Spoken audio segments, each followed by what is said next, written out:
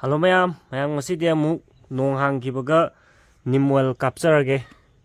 si aina capture de 10,000 ppm gi Neem Oil ne ko dum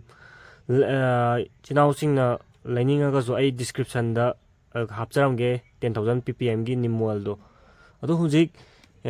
si capture do je organic liquid fertilizer ai bawbita jo capture do rob ne ado bawbita kap tikanda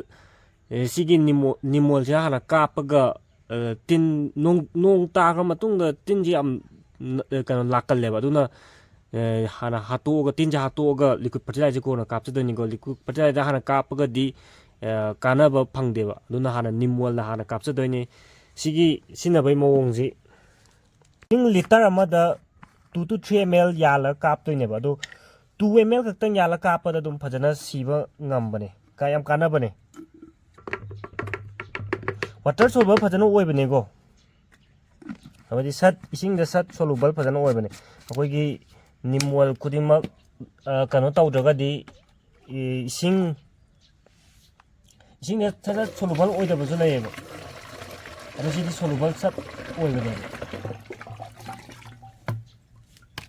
gi kano yawdaga di soap any soap habadi kano konbeng na ba mahi gumba haptraga di soluble oi da bazu lay go adu sidi oi bane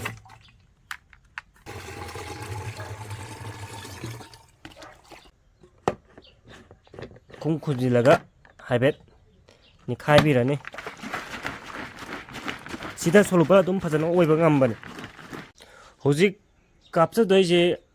champra komla na anam bane go ina hojik capture doi je kapa matam da both side mana mathak makha phajana thungna ba kapiyo bo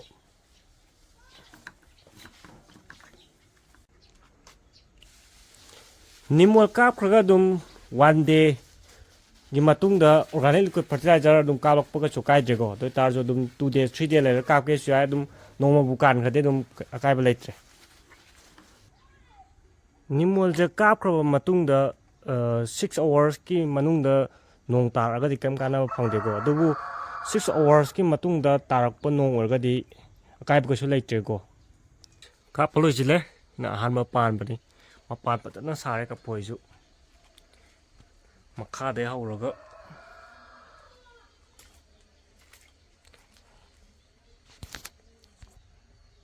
sigi kaphoisu leiruba kuidrigo sim mapan pajana thore tips maton dani thore ji